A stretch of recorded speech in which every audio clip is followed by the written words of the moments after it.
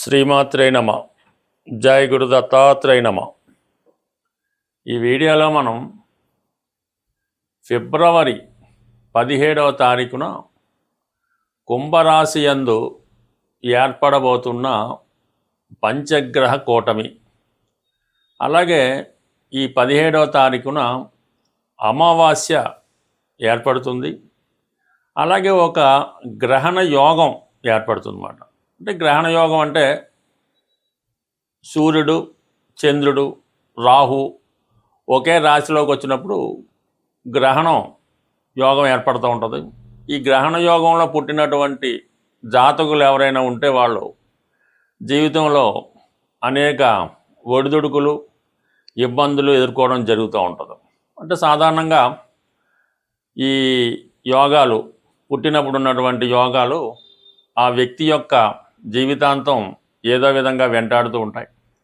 అందుకనే వారు పుట్టినప్పుడు తగు విధమైనటువంటి పరిష్కారం చేసుకుంటే ఆ యోగం ఇబ్బంది లేకుండా జాతకుడు అభివృద్ధికి మళ్ళా కారణం అవుతూ ఉంటాయి. అలాగే ఈ ధనిష్ట 3-4 పాదాలు, శతభిషం 4 పాదాలు, పూర్వభాద్ర 1, 2, 3 పాదాలు ఈ కుంభరాశిలో ఉంటాయి. అంటే ఈ టైంలో ఎవరైనా మనకి ఈ ఫిబ్రవరి 17, 18, 19వ తారీఖు కొంతవరకు జన్మించినటువంటి పిల్లలు ఎవరైనా ఆ టైంలో జన్మిస్తే వారి జాతకంలో ఈ గ్రహణ యోగం ఏర్పడుతూ ఉంటుంది. కంపల్సరీగా వాళ్ళు ఆ టైంలో పుట్టిన పిల్లలకి శాంతి పరిహార కార్యక్రమాలు చేసుకోవడం వల్ల వాళ్ళ జీవితంలో అభివృద్ధి కలుగుతూ ఉంటుంది. మొత్తం మీద ఏంటంటే ఇప్పుడు ఏర్పడినటువంటి ఈ అమావాస్యతో కూడినటువంటి గ్రహణ యోగం వివిధ రాశుల వారికి ఏ విధంగా లాభపడుతుంది, ఏ విధంగా నష్టం జరుగుతుంది అన్న విషయాన్ని వివరంగా తెలుసుకునే ప్రయత్నం చేద్దాం. సింహరాశి వారికి ఫిబ్రవరి 17వ తారీఖున కుంభరాశిలో అంటే సప్తమ స్థానంలో ఏర్పడినటువంటి పంచగ్రహ కూటమి అమావాస్యతో కూడుకున్నటువంటిది, అలాగే గ్రహణ యోగంతో ఉంటుంది. ఇటువంటి యోగం సప్తమ స్థానంలో ఏర్పడినప్పుడు సింహరాశి వారికి ఏ వాటి మీద దీని ప్రభావం చూపే అవకాశం ఉంటుంది. ఏదైనా ఒక భావంలోకి ఒక గ్రహం ఉన్నప్పుడు ఆ గ్రహం వరకు సంపూర్ణంగా మంచి కానీ చెడు కానీ ఫలితం అన్నది ఇవ్వడం జరుగుతూ ఉంటుంది. అదే 2 గ్రహాలు కలిసినప్పుడు వాటి యొక్క బలం విపరీతంగా పుంజుకుంటూ ఉంటుందన్నమాట. ఉదాహరణకు ఒక గ్రహానికి ఒక 20 పాయింట్ల బలం ఉంది, ఇంకొక గ్రహం అక్కడ వచ్చింది అనుకోండి, ఆ గ్రహానికి 20 పాయింట్ల బలం ఉంది. సాధారణంగా 2 కలిస్తే 40 పాయింట్ల బలం ఉంటుందని మనం అనుకుంటాం. కానీ 20 × 20 400 ఫలితాన్ని ఇవ్వడానికి ఆ గ్రహాలు సిద్ధంగా ఉంటాయి. అవి మిత్రగ్రహాలు అయినప్పుడు మంచి ఫలితాన్ని ఇవ్వడం జరుగుతూ ఉంటుంది. అదే పరస్పరం శత్రుగ్రహాలు అయినప్పుడు ఆ 2 గ్రహాలు పోరాడుకొని జాతకుడికి అవి ఏ భావంలో ఉన్నాయో ఆ భావ ఫలితాలు సంపూర్ణంగా నాశనం చేయడం జరుగుతూ ఉంటుంది. ఇప్పుడు ఇక్కడ అటువంటి శత్రుగ్రహాలు సప్తమ స్థానంలో ఏర్పడడం జరిగింది. రవి శుక్రులు, చంద్ర శుక్రులు, రాహు రవి, రాహు చంద్ర ఈ గ్రహాలన్నీ ఏర్పడడం వల్ల పరస్పరం వాటి యొక్క విభేదాలు అయితేనే, యుద్ధం అయితేనే, ఏదైతే జరగనివ్వండి, మొత్తం మీద జాతకుడికి సప్తమ భావ ఫలితాలు అన్నది నాశనం చేయడం జరుగుతూ ఉంటుంది. అంటే ఇది సప్తమం అన్నది కంప్లీట్గా వ్యాపారానికి సంబంధించింది. అందువలన ఏంటంటే వ్యాపారానికి సంబంధించిన విషయాల్లో విభేదాలు, పార్ట్నర్స్తో విభేదాలు, అనుకున్నవి సకాలంలో జరగకపోవడం వలన వ్యాపారం స్టక్ అవ్వడం, కొత్త అవకాశాలు వస్తే వాటిని ఉపయోగించుకోలేకపోవడం, ఇటువంటి ఇబ్బందులన్నీ ప్రస్తుతం జాతకుడికి ఏర్పడే అవకాశం ఉన్నది. దాని తర్వాత సప్తమం అన్నది వైఫ్, జీవిత భాగస్వామి, మనతో రిలేషన్స్ పెట్టుకున్న వాళ్ళు, మనతో పరిచయం ఉన్నవారు, లేదంటే ఒక డాక్టర్కి అయితే పేషెంట్లు, ఒక వ్యాపారికి అయితే కస్టమర్సు, ఎవరైతే దైనందిన జీవితంలో డీలింగ్ చేస్తూ ఉంటామో వాళ్ళంతా కూడా మనకి సప్తమ స్థానంలోకి రావడం జరుగుతూ ఉంటుంది. అందువలన ఏంటంటే ఇప్పుడు జాతకుడికి ఖాతాదారుల వల్ల ఇబ్బందులు ఏర్పడుతూ ఉంటాయి.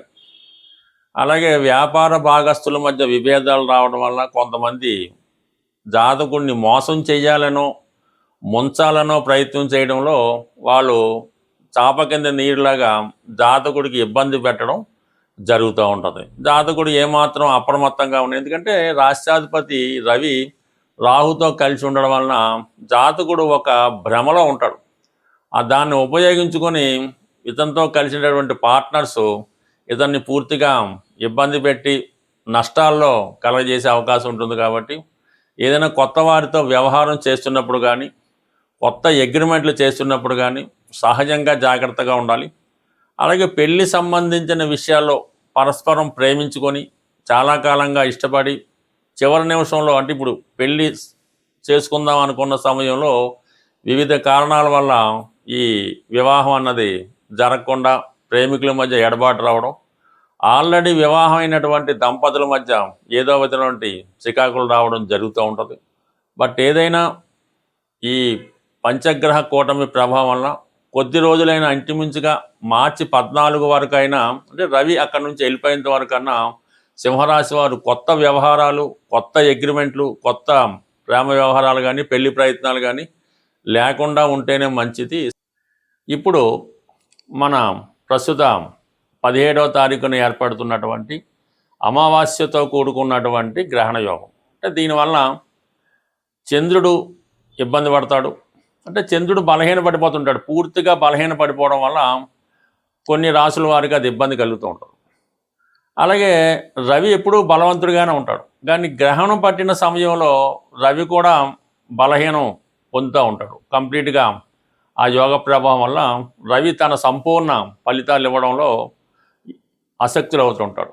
ఆ కారణం వల్ల రవికి సంబంధించినటువంటి రాశుల వారు కూడా ఈ సమయంలో ఇబ్బంది పడడం జరుగుతూ ఉంటుంది. అయితే సహజంగా బుధుడు కూడా అదే రాశిలో ఏర్పడడం వల్ల ఈ బుధుడికి రవి వచ్చినప్పుడు ఈ బుధాదిత్య యోగం అనే యోగం ఏర్పడినప్పటికీ అక్కడ రాహు కూడా కలడం వలన, అంటే రాహు సాధారణంగా బుధుడికి ఏమి ఇబ్బంది పెట్టడం. రాహు బుధుడు గురు శిష్యులు లాంటి వాళ్ళు అన్నమాట. బుధుడు ఏ రాశిలో ఉంటే ఆ రాశి ఫలితాలలాగా రాహుతో కలడం వల్ల రాహు యొక్క ఫలితాలు ఇవ్వడం జరుగుతూ ఉంటుంది బుధుడు. సో ఆ కారణం ఏంటంటే బుధుడు అత్యంత మేధావిగా మారుతూ ఉంటాడు. బుధుడికి మంచి సహకారం లభిస్తూ ఉంటుంది రాహు వల్ల. ఇది సైంటిఫిక్గా పరిశోధనా రంగంలో ఉన్న వాళ్ళకి, బాగా విద్యావంతులకి, మేధావులకి ఇది బాగా ఉపయోగపడుతూ ఉంటుంది. అయితే శుక్రుడు కూడా రాహు మిత్రులు అవుతుంటారు. ఈ రాహు శుక్రుడితో కలియడం వల్ల ఈ శుక్రుడు సంబంధించినటువంటి రాశుల వారికి కొంతవరకు వారు ఎక్కువగా జీవితంలో ఏదైతే సాధించాలని కోరుకుంటూ ఉంటారో అవి సాధించడం జరుగుతూ ఉంటుంది. ముఖ్యంగా ఏంటంటే ఏదైనా ఒక వ్యక్తితో పరిచయాన్ని కోరుకోవడం కానీ, ఏదైనా ఒక పెద్ద వాహనం కానీ, గృహం కానీ కొనుక్కుందామనే ఆలోచన కానీ, ఎన్నాళ్ళుగానో ఎదురు చూస్తున్నటువంటి వ్యక్తుల్ని, అంటే మరి అబ్బాయిలైతే అమ్మాయిల్ని కలుసుకోవడం, అమ్మాయిలైతే అబ్బాయిల్ని కలుసుకోవడం జరుగుతూ ఉంటుంది. అంటే ఇది ఎవరి జన్మ జాతకంలో అయినా ఈ రాహు శుక్రుడు కలిసి ఉన్నప్పుడు అది ఒక విధమైనటువంటి కోర్కెలతో కూడుకున్నటువంటి వ్యభిచార దోషం లాంటిది అవుతూ ఉంటుంది. సో ఈ విధంగా ఈ 5 గ్రహాలు మరి కుంభరాశిలో కలిసడం వల్ల అక్కడ ఈ రాహు ఉండడం వల్ల, అంటే రాహు మొత్తం ఈ అన్ని గ్రహాలని కూడా వాటి యొక్క ఒరిజినల్ కారకత్వాల్ని నాశనం చేస్తూ ఉంటాడు. రాహు ఒక విషగ్రహం, ఒక రాక్షస గ్రహం, ఒక అవినీతికి సంబంధించినటువంటి అనెతికల్ గ్రహం అన్నమాట. అతనికి ఇప్పుడున్నటువంటి చట్టాలతో కానీ, ధర్మంతో కానీ, న్యాయంతో కానీ ఏ విధమైన సంబంధం ఉండదు. తాను అనుకున్నది ఎలాగన్నా సాధించాలనే మనస్తత్వం ఉంటుంది. అంటే ఒక విధమైన వావి వరుసలు ఉండవు, ఒక విధమైన నీతి అవినీతి ఉండదు, ఇది న్యాయం ఇది తప్పు అన్నటువంటి ఏమీ లేకుండా రాహు అనెతికల్గా ప్రవర్తిస్తూ ఉంటాడు. పైపెచ్చు రాహుకి మరి కుంభరాశి ప్రస్తుతం స్వక్షేత్రం అవటం వల్ల అత్యంత బలవంతుడైనటువంటి రాహుతో ఈ మిగిలిన 4 గ్రహాలు కలడం వల్ల వాటి యొక్క కారకత్వాలు ఇబ్బంది పడుతూ ఉంటాయి. అంటే ఇక్కడ రవితో కలియడం వల్ల మరి ఎవరికైనా తండ్రి గారి యొక్క అనారోగ్యం కానీ, తండ్రి గారు నష్టపోవడం కానీ, పిల్లలకి ఇబ్బంది కలగడం కానీ జరుగుతూ ఉంటుంది. అంటే రవి కారకత్వాలు పాడవుతాయి.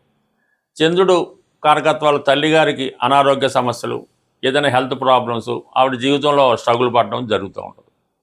అయితే శుక్రుడు రాహు మిత్రుడు అవడం వలన అప్పటిదాకా చాలా నిజాయితీగా సాంప్రదాయంగా వెళ్తున్నటువంటి వాడు అన్య స్త్రీల మీద వ్యామోహం పెంచుకోవడం, ఇతరుల యొక్క ధనం మీద ఆశ పెంచుకోవడం, ఏదో విధంగా ఎదుటి వారి యొక్క ఆస్తులను కానీ వారి యొక్క స్త్రీలను కానీ అన్యాయంగా దోచుకోవాలనే ప్రయత్నం చేయడం జరుగుతూ ఉంటుంది. చాలా అనెతికల్గా ప్రవర్తిస్తూ ఉంటాడు. చాలా లగ్జరీ లైఫ్ అనిపిస్తూ ఉంటాడు. సో బుధుడు రాహుతో కలియడం వలన పెద్ద పెద్ద వ్యాపార అవకాశాల దగ్గర ధనం ఉన్నా లేకపోయినా పెద్ద పెద్ద సంస్థలు స్థాపిద్దామని, కోట్లలో రొటేషన్ చేద్దామని ఎదుటి వారికి భ్రమ కల్పించేలాగా తన యొక్క ఐడియాలు ఇవ్వడం జరుగుతూ ఉంటుంది. సైంటిఫిక్గా తాన్ని బాగా ఇంప్రూవ్గా ఊహించుకుంటూ ఉంటాడు. ఏ విధమైనటువంటి బలం లేకపోయినా, ఎంత ధనం లేకపోయినా ఒక గొప్పగా అతను తను ప్రజెంట్ చేసుకోవడం జరుగుతూ ఉంటుంది. మరి ఈ విధంగా ఏర్పడినటువంటి ఈ 5 గ్రహాల కూటమిలో కేవలం 2.5 రోజులు అటు ఇటుగా మాత్రమే చంద్రుడు ఉండి మీనరాశికి వెళ్ళడం జరుగుతూ ఉంటుంది. ప్రధానంగా ఈ శుక్రుడు మార్చి వరకు ఉండడం జరుగుతూ ఉంటుంది. రవి మార్చి 14 వరకు ఉండడం జరుగుతూ ఉంటుంది. అయితే బుధుడు మాత్రం అదే రాశిలో ఇంచుమించుగా మనకి ఏప్రిల్ నెల వరకు కూడా అందులోనే వక్రించడం ఇవన్నీ జరుగుతాయి. కాబట్టి ఇప్పుడు ఏర్పడినటువంటి అమావాస్య గ్రహణ యోగం, దానికి పరిష్కారం కరెక్ట్గా చేసుకుంటే ప్రతి సమస్య మనకి సులభంగా పరిష్కారం అవడం జరుగుతూ ఉంటుంది. ప్రతి తిథికి ఒక గ్రహం అధిపతిగా ఉండడం జరుగుతూ ఉంటుంది. అమావాస్యకి అధిపతిగా రాహుగ్రహం ఉంటుంది. అలాగే అష్టమి నాడు కూడా రాహు ఆధిపత్యంలో ఉంటుంది. అందుకనే అమ్మవారికైనా చండీ హోమాలు అలాంటివి చేసినప్పుడు అమావాస్య కానీ అష్టమి కానీ ఎన్నుకోవడం జరుగుతూ ఉంటుంది. మరి ఈరోజు మనకి ఈ గ్రహణ యోగానికి అలాగే అమావాస్య యోగానికి పరిహారంగా అమ్మవారిని ఆరాధించడం వల్ల మనకి సమస్య పరిష్కారం అవుతూ ఉంటుంది. సింపుల్గా కనకదుర్గ అమ్మవారు లేదా ఒక శక్తి స్వరూపం, లేదంటే దశ మహావిద్యల్లో ఏ అమ్మవారైనా పర్వాలేదు. ఈ విధంగా మీకు ఇష్టమైనటువంటి మీ సమీపంలో ఉన్నటువంటి అమ్మవారి ఆలయానికి దర్శించడం, వీలుంటే ఒక నిమ్మకాయల దండ, ఆకుపచ్చ రంగుతో కూడుకున్న నిమ్మకాయల దండ అమ్మవారికి సమర్పించడం, లేదు ఒక 8 నిమ్మకాయలు అమ్మవారికి సమర్పించి ఒక విధంగా కుంకుమర్చన ఏదో చేపించి మీరు ఆ పూజారి గారు మీకు ఒక నిమ్మకాయ ఇస్తే ఒకటి, ఇది 2 ఇస్తే 2 తీసుకొని అది మీ దగ్గర భద్రపరచుకోవాల్సి ఉంటుంది. ఒక 4 నిమ్మకాయలు ఇస్తే ఇంట్లో అందరి దగ్గర కూడా పెట్టుకున్నా మీకు ఈ యోగాల నుంచి అంటే ఈ ఇబ్బందుల నుంచి తొలగిపోయే అవకాశం ఉంటుంది. సో అలాగే చిన్నగా మరి ఇంకా ఇంట్లో పూజ చేసుకునే వాళ్ళు ఎలా ఉంటుందంటే అమ్మవారికి తమలపాకులో యాలకులు, లవంగాలు, అలాగే వీలైతే కొద్దిగా పచ్చకర్పూరం, అంటే పచ్చకర్పూరం మళ్ళీ 2 రకాలు ఉంటాయి. తిని పచ్చకర్పూరం వేరుగా ఉంటుంది, మామూలుగా ఇప్పుడు ఉన్నటువంటి అందరూ ఉపయోగించే స్మెల్ కోసం ఉపయోగించేది కాకుండా ఇటువంటిది అమ్మవారికి తాంబూలంగా సమర్పించడం వల్ల కూడా ఈ రాహుగ్రహ పరిహారం మీకు రావడం జరుగుతూ ఉంటుంది.